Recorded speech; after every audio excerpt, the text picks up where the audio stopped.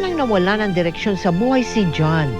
Dahil dito, tinanggap na rin niya ang mga iniiwasan niya noon bilang isang macho dancer.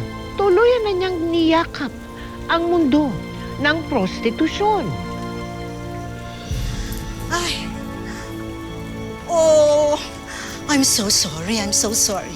Pasensya ka na ha, natagalan yung meeting namin eh. But you know what? Good news! May pumasok akong mga bagong clients. Kaya we're going to stay here a little longer pa. Oh. Ma'am Norma, longer?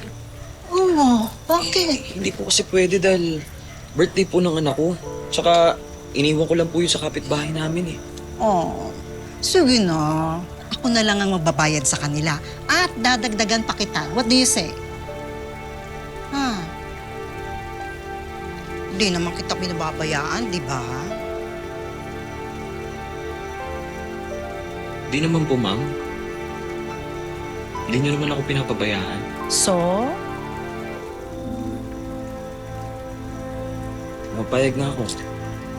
Yan na nga bang sinasabi ko eh. You're really so good. Gwapo ka na, mabait ka pa.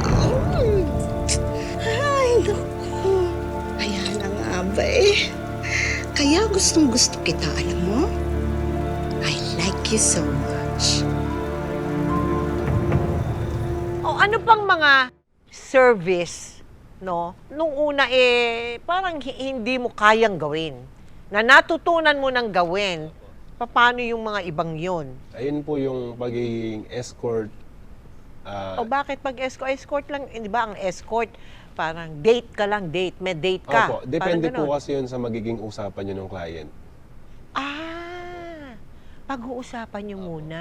Kung ano po Halimbawa, yung mangyayari, kung pwede bang ganito, pwede bang wala, pwede bang merong mangyari, ganun po. ano yung mangyayari? Parang ano ka po sa kanya, makikipagtalik ka po dun sa Ay, matrona. kasama yun. Opo, Matrona? opo. Huh? Mga babae ang mga Opo. ano sa'yo. Babae po, mga bading din po, meron din naman po. Bading meron din.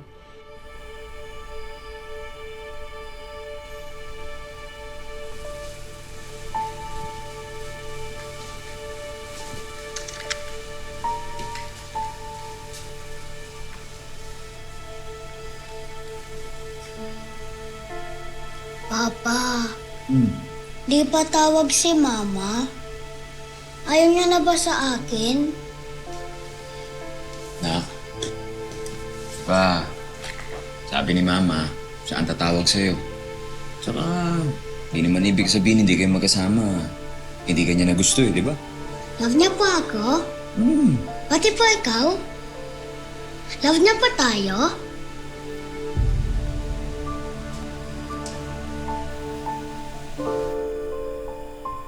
Sana. Tatandaan mo ha. Lahat gagawin ni Papa para sa'yo.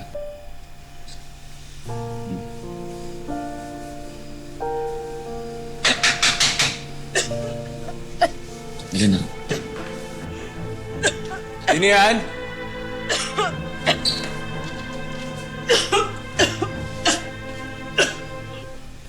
Anak,